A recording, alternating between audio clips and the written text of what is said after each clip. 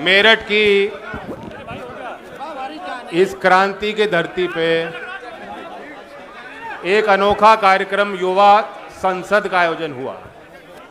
मैं मंचासीन हमारे दल के सभी वरिष्ठ पदाधिकारी, विधायकगण, नेता, सभी सम्मानित कार्यकर्ताओं को धन्यवाद देता हूं और बहुत दूर दूर से चल के आज आपके बीच अपनी बात रखने के लिए आपके निमंत्रण पर अन्य राजनीतिक दलों के युवा नेता, विधायक यहाँ पहुँचे हैं। बिहार से चल के आए हमारे विधायक, CPI-ML के, NCP के राष्ट्रीय यूथ के अध्यक्ष अनुपम जी, जो एक युवा हल्ला बोल सामाजिक संगठन चलाते हैं।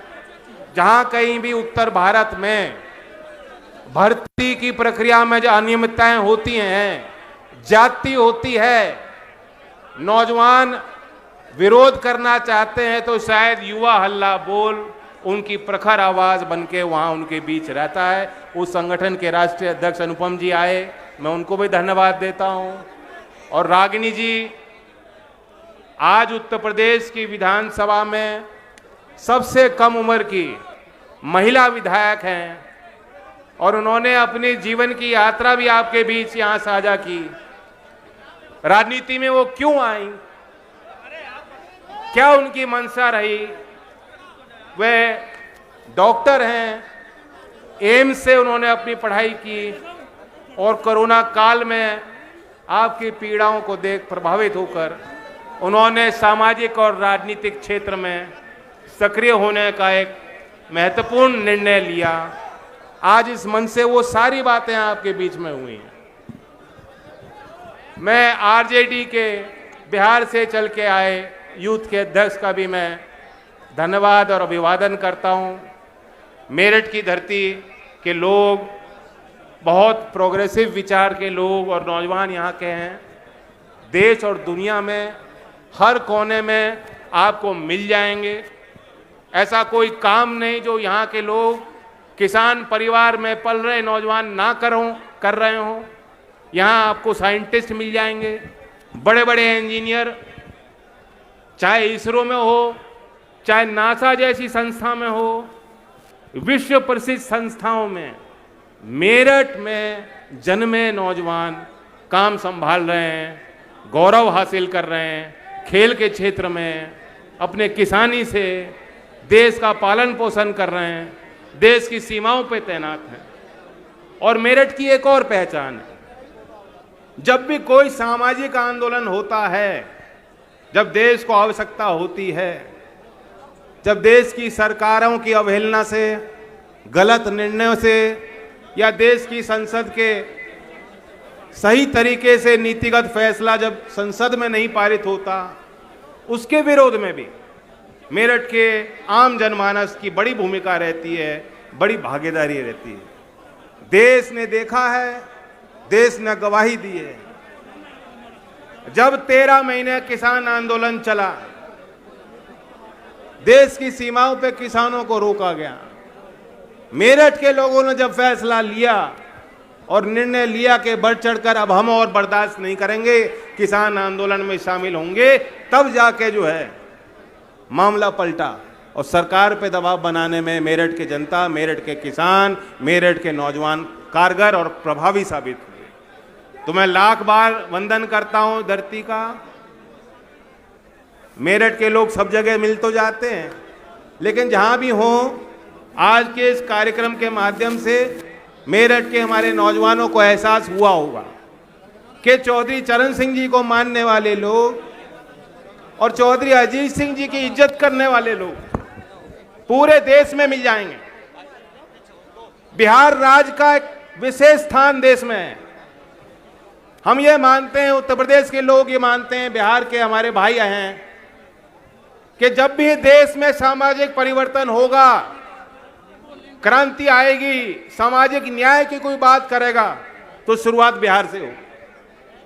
और बिहार के सदन के विधायक, उन्होंने यहाँ ओजस्वी भाषण दिया, विचार रखे। तेजस्वी यादव जी के अध्यक्ष जी यहाँ मौजूद हैं, हमने आपने देखा, वे तस्वीरें अभी भी मुझे याद हैं, पिछले विधानसभा चुनाव में किस तरह से भाग भाग के रोजगार को एक मुद्दा, राजनीतिक मुद्दा बना करके एक सभा से भाग के आते थे, भाग के जाते थे, हेलीकॉप्टर से दूसरी सभा में जाके प्रचार करते थे। माननीय तेजस्वी यादव ने यह साबित किया कि आज ये देश का नौजवान और कुछ नहीं चाहता। वह अपने भविष्य को अपने कंधों के बल, अपने मेहनत के बल अच्छा बनाना चाहता है, संवारना चाहता है, और वह नौकरी देने वाले लोगों को आगे बढ़ाएगा। वह उसके सम्मान की बात करने वाले नेताओं को आगे बढ़ाएगा, वो उसके भागीदारी दिलाने वाले नेताओं को आगे बढ़ाएगा। तो बिहार ने वो करके दिखाया, और आने वाले 2024 में भी हमें उम्मीदें हैं। जो इंडिया घटक दल का एक प्रयास है, बिहार में एक एक्सपेरिमेंट जो महागठबंधन के माध्यम से हुआ, राजनीतिक विश्लेषण करने वाले लोग ये जानते हैं कि यदि बिहार में महागठबंधन नहीं बनाया होता तो आज शायद देश में इंडिया के अलग अलग कोने से अलग अलग राजनीतिक पार्टियों को एक सूत्र में बांधने का प्रयास आज नहीं हो रहा। इस प्रयास को आगे बढ़ाना है तो मेरठ की जनता की उसमें बड़ी भूमिका होगी। इसलिए हमने युवा संसद का एक कार्यक्रम रखा। मैं चंदन चौहान जी को, सहयोगी हमारे राजीव बालियान जी, छात्र संगठन के अध्यक्ष, और युवा और छात्र पार्टी की इकाई के सभी कार्यकर्ताओं को धन्यवाद देता हूं। जब देश के पार्लियामेंट में आप 150-150 सांसदों को बाहर करके जबरन बिल पारित कर सकते हो। अभी आपने देखा ट्रक ड्राइवर हड़ताल पे चले गए, देश भर में लोगों का आवागमन प्रभावित हुआ, देश की अर्थव्यवस्था को भी नुकसान हुआ हो।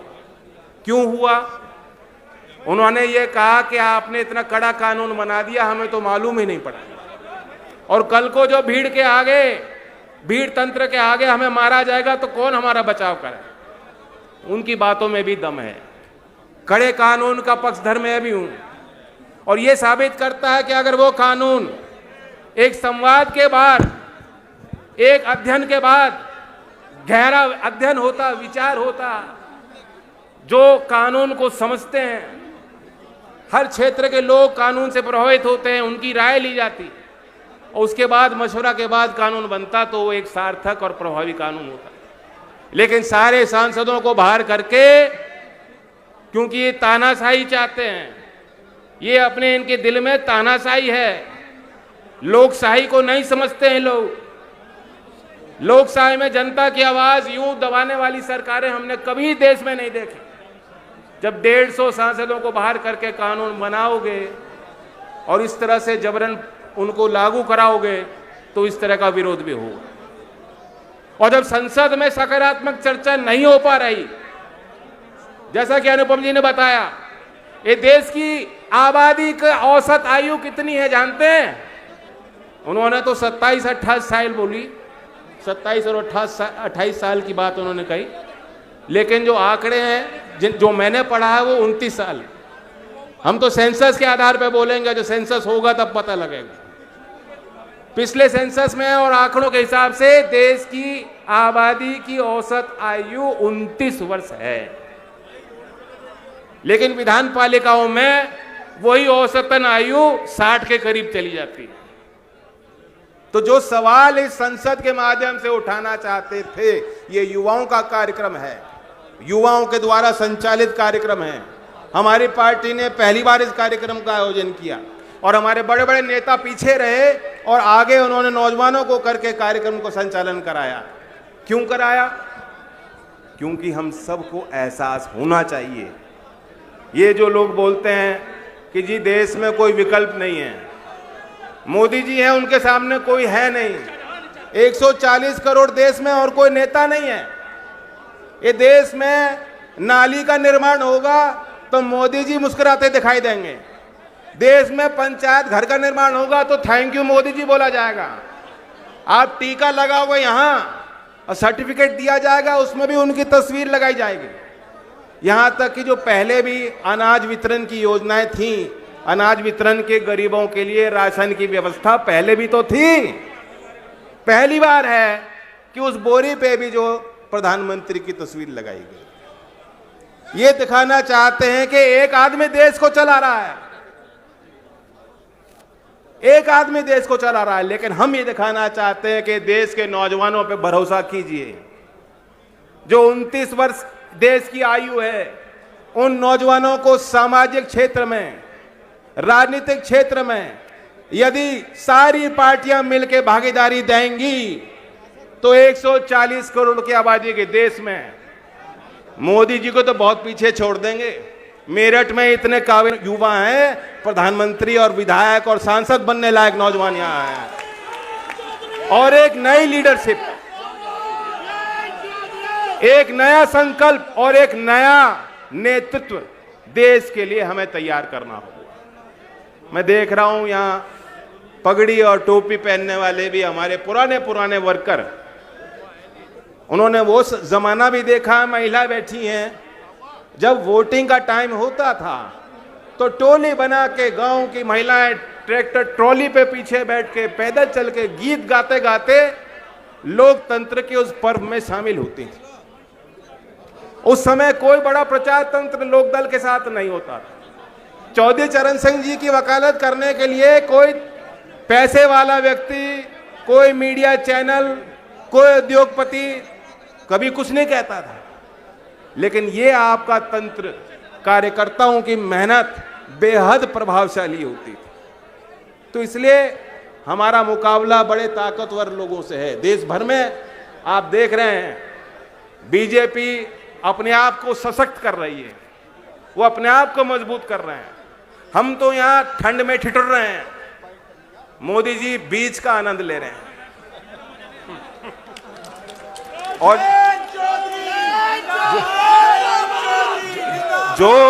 जो लोग कहते हैं ना कि मोदी जी अकेले बहुत हैं, मोदी जी अकेले नहीं हैं। उनके साथ कैमरामैन कई हुए हैं, स्क्रिप्ट राइटर हैं, मेकअप वाले हैं, वार्डरोब वाले हैं। जैसे फिल्म की शूटिंग होती है उसी अंदाज में मोदी जी का कार्यक्रम तय होता है और कार्यक्रम को कराया जाता है। ये बात सब लोग समझ गए। अब इनसे मुकाबला हमें करना है। मेकअप तो मैं देखो लगाता नहीं, रागिनी जी बुरा मत मानना, मेकअप तो लगाते नहीं, क्रीम कभी लगाई नहीं मैंने। और बात बनानी खुद ही जानते हैं। कौन भाषण लिखेगा मेरे लिए, कोई जरूरत नहीं। कार्यकर्ता आप जैसे हैं हमारे साथ, सिक्योरिटी की मुझे जरूरत नहीं पड़ी आज तक। मैं जब यूपी में आता हूं तो अमित शाह जी मेरे लिए एक सिपाही भेज देते हैं। योगी जी की तरफ से एक सिपाही मुझे मिल जाता है, मैं उसे कहता हूं भाई तू छुट्टी कर। तो कोई बात नहीं, मुकाबला तो बड़े ताकतवर लोगों से है, मेकअप शेकअप वालों से। लेकिन हम लोग कर लेंगे, हम और आप मिल लेंगे तो कर लेंगे कि नहीं करेंगे। मैं नौजवानों को अपनी तरफ से कुछ वादा करना चाहता हूं। अनुपम जी युवा हल्ला बोल का संगठन चलाते हैं। हाल के दिनों में मैंने उनसे मशवरा किया और हम लोग किस प्रकार से भर्तियां हों, कैसे हों, समय में हों, भर्ती ऐसी हो कि जो लाभार्थी हैं, जो उसके लिए मेहनत कर रहे हैं, उनको समान अवसर मिले, भेदभाव ना हो, जातिवाद ना हो, भ्रष्टाचार ना हो। और समय रहते जो लाखों रिक्त पद हैं जो सरकार की कार्यशैली को प्रभावित करते हैं, वे रिक्त पद भरे जाने चाहिए। जिसे जानकारी नहीं होगी मैं उसे बता दूं कि जब लोकदल का युवा, लोकदल का छात्र खड़ा हुआ, हाल में प्रदेश भर में आपने आंदोलन किया, लखनऊ में प्रभावी आंदोलन किया और चंद घंटों में इस सरकार को आपने मनवा लिया। जो पुलिस की भर्ती वो लाए थे जिसमें कोई उम्र की छूट नहीं दी, जब जनता आगे आई, सड़क पे आए, विपक्ष ने विरोध जताया तो उनको माननी पड़ी आपकी बात। अभी भी मुझे शिकायत मिलती है, लोग कहते हैं कि तो हम तैयारी नहीं कर रहे थे, तो हमें कोई विश्वास नहीं था। कि उम्र की छूट मिलेगी। हम मायूस हो गए और समय मिलता तो और बेहतर तैयारी कर सकते थे, लेकिन यह नीतिगत फैसला होना चाहिए था। भर्ती गलत मंशा से वो लाए क्यों? जब भर्ती की घोषणा हुई थी उस समय उनको ये जानकारी दे देनी थी नौजवानों को कि हम भर्ती में छूट देंगे। मेरी मांग है कि अब जो भी भर्तियां निकलें, जो 2 वर्ष कोविड के सबके खराब हुए, नीतिगत फैसला ले यूपी की सरकार, नीतिगत फैसला ले केंद्र की सरकार कि हर भर्ती में हर स्तर पे जो नौकरी निकलेंगी उसमें 2 या 3 वर्ष के छूट का प्रावधान होगा। जो भी यूपीएससी है, जो भी प्राधिकरण जो भर्ती की प्रक्रिया को देख रेख में उस प्राधिकरण से काम होता है, हमारी मांग है कि हर साल के शुरुआत में कैलेंडर निकलना चाहिए, निश्चित तिथियां होनी चाहिए कि किस किस तारीख में कैसे कैसे भर्ती निकलेंगी, कितनी निकलेंगी, किस हिसाब से पूरी की जाएंगी। इस बात से आप सहमत हो कि नहीं सहमत हो?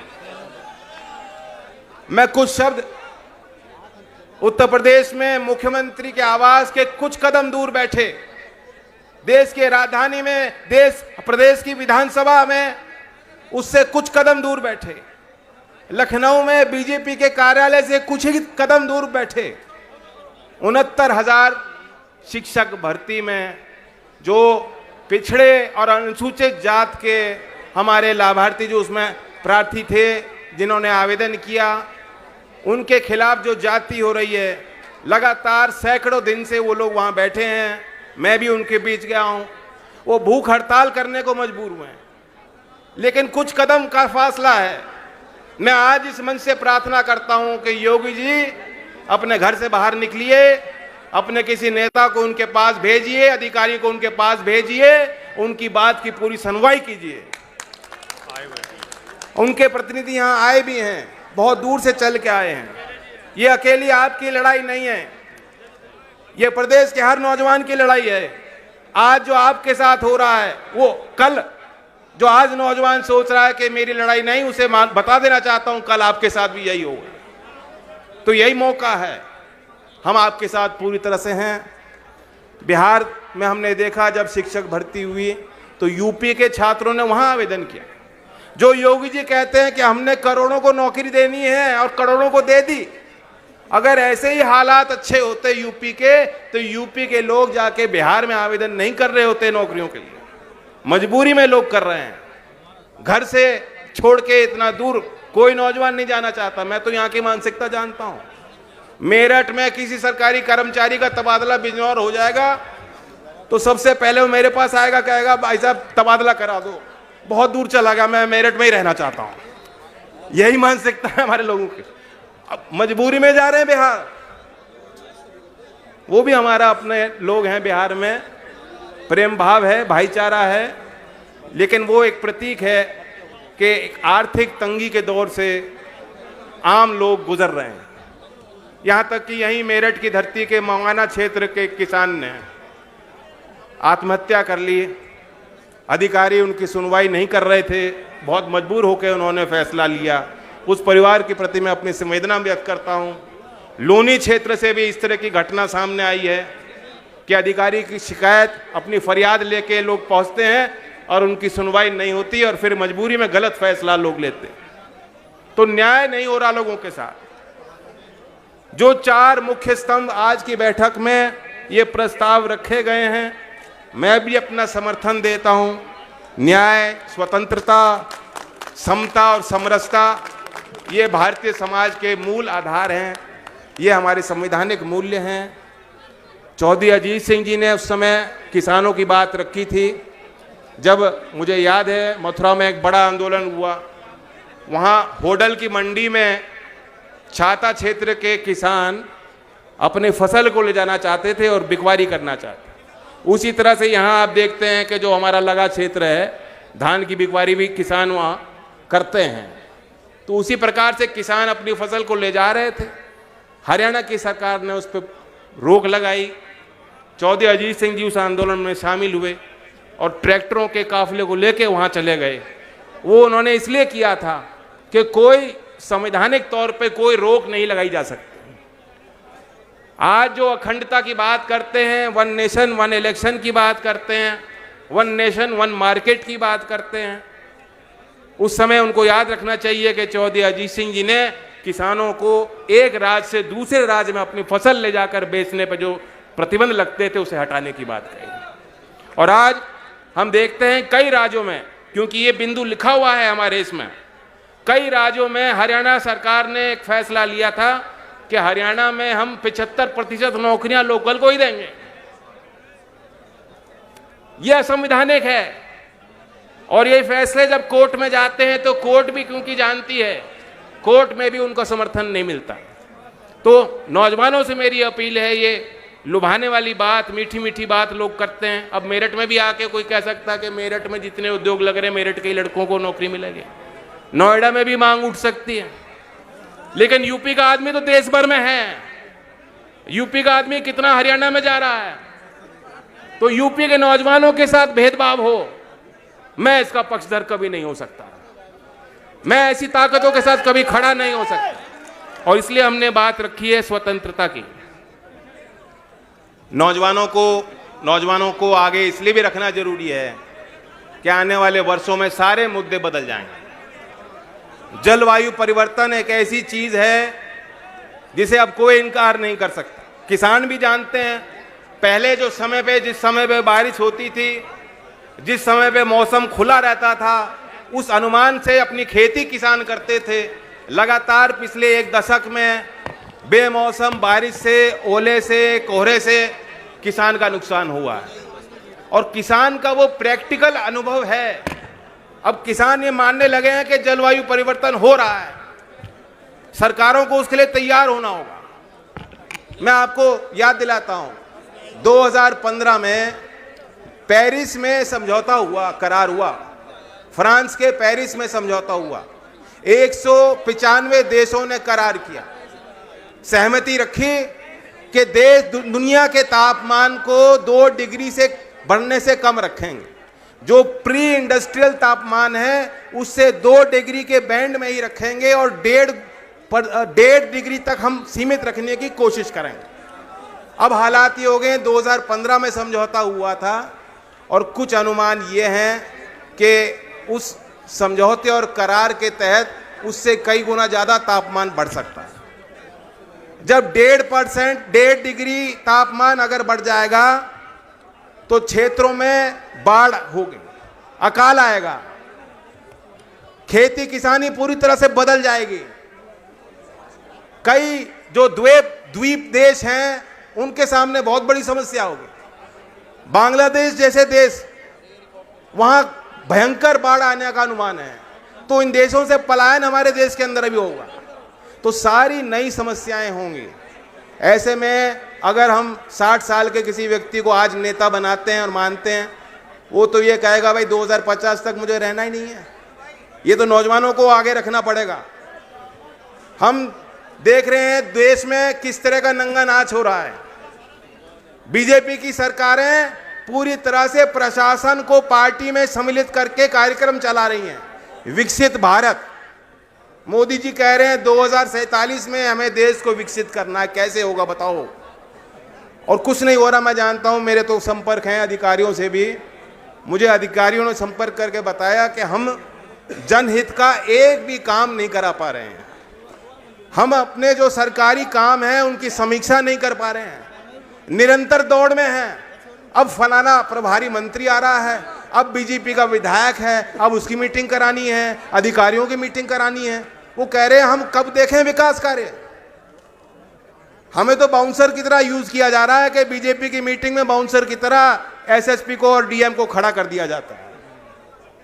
तो 2047 में देश के विकसित होने की बात हम कर रहे हैं मोदी जी, लेकिन 10 साल का ट्रैक रिकॉर्ड आप देना नहीं चाहते। 2030 में संयुक्त राष्ट्र में 17 सस्टेनेबल डेवलपमेंट गोल पे भारत ने करार किया, जिसमें आज देश के 75% जिले वो पिछड़ रहे हैं। उसमें कुपोषण का जिक्र है, गरीबी से मुक्ति का जिक्र है, बेहतर शिक्षा और बेहतर स्वास्थ्य सुविधा जनमानस को देने का एक प्रण है। उन बातों को मोदी जी नहीं कह रहे। 2030 की कोई चर्चा नहीं है कि 2030 के लक्ष्य को क्या भारत पूरा कर पाएगा। और जो राष्ट्रीय और अंतर्राष्ट्रीय स्तर की जो एजेंसी हैं जो जांच करती हैं, एक रिपोर्ट मार्च 2023 में निकली है जिसमें भारत देश को उन्होंने 122वां स्थान दिया। छोटे छोटे देश, बर्मा, पड़ोसी देश बांग्लादेश हमसे कई गुना आगे है, बहुत बेहतर है, हम पिछड़ रहे हैं। तो 2030 का या 2024 तक 10 साल में आपने वो क्या काम कर दिया जो पहले नहीं हुआ, वह ट्रैक रिकॉर्ड मोदी जी नहीं देना चाहते और इसलिए आपको कह रहे हैं भाई ये बात ना देखो, आगे की देखो। अब 2047 तो मैं तो हाथ जोड़ के नौजवानों से कहूंगा इनसे छुटकारा आप ही दिला सको। नौजवान ये तय कर लें, जात पात और धर्म के आधार पे जो बात आज लोग कर रहे हैं इसमें कुछ नहीं रखा। नौजवानों को अपने मुद्दों को आगे रखना होगा। हमने वो समय देखा है जब देश आजाद नहीं था और सरफरोशी की है तमन्ना हमारे दिल में, अब देखना है जोर कितना है बाजुए कातिल में। इन बातों को अपने दिल में रख के लोग कुर्बान होने के लिए आगे गए, नौजवान गए, नौछावर हो गए, कुर्बानियां दी हैं। तो ऐसी भावना रखने वाले नौजवान, क्रांति की धरती मेरठ के नौजवानों से मैं अपील करता हूं, इंडिया को एक मौका दीजिए। जो रोजगार के क्षेत्र में आज हम लोग खुल के आपके लिए बोल रहे हैं, आप मौका देंगे तो काम भी करेंगे। मेरी पहली प्राथमिकता होगी अगर केंद्र में हमारी सरकार बनती है और इसमें सारी पार्टियां शामिल हैं और साथ हैं और सहमत हैं कि ये जो अग्निवीर नाम की फिसड्डी योजना केंद्र की सरकार लाई, मोदी जी ने थोपा है नौजवानों के ऊपर, कोई नौजवान नहीं चाहता इसको। जब केंद्र की सरकार बनेगी तो जो भी कलम मेरे हाथों में होगी उसका पहला प्रयोग मैं करूंगा कि इस योजना को मैं रद्द करूंगा।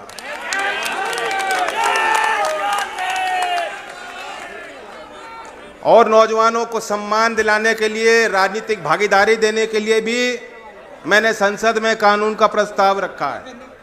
कांग्रेस पार्टी हो, और बल्कि मुझे याद है कि दिल्ली में हमने बैठक की, उसमें आरजेडी के और समाजवादी के और सभी जो हमारे दल आज यहाँ बैठे हैं, एनसीपी के नेता वहाँ मौजूद थे और मेरे साथ थे।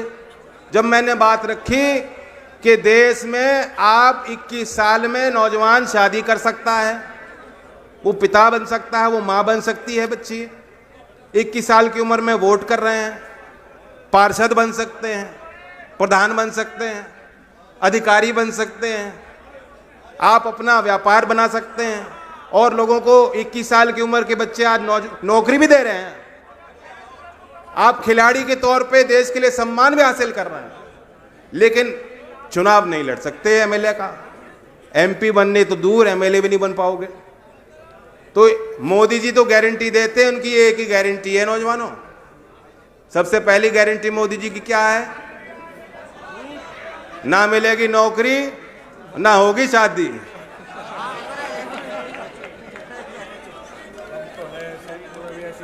और मेरी गारंटी ये है कि मेरा प्रयत्न रहेगा, मैं जानता हूं कि अगले 5 साल में जरूर होगा कि आज जो 25 साल की उम्र की है, प्रावधान 25 साल का है, वो घटेगा।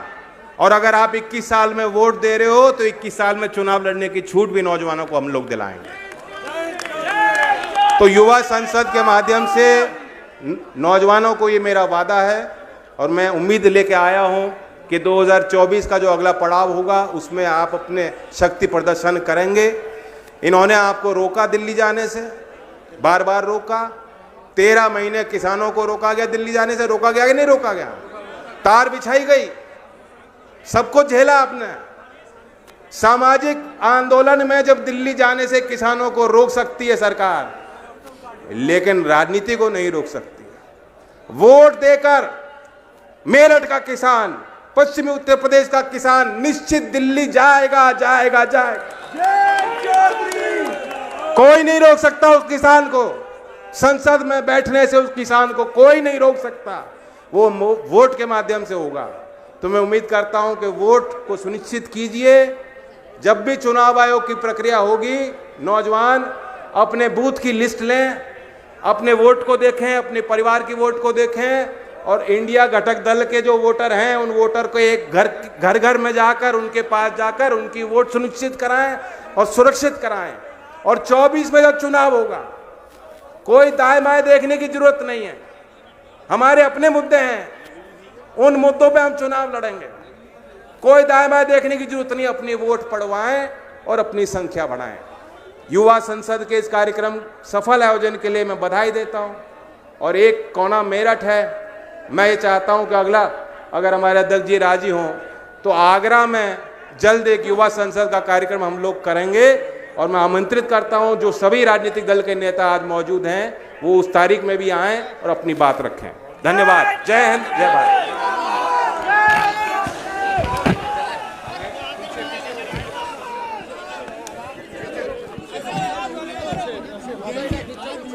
जय चौधरी।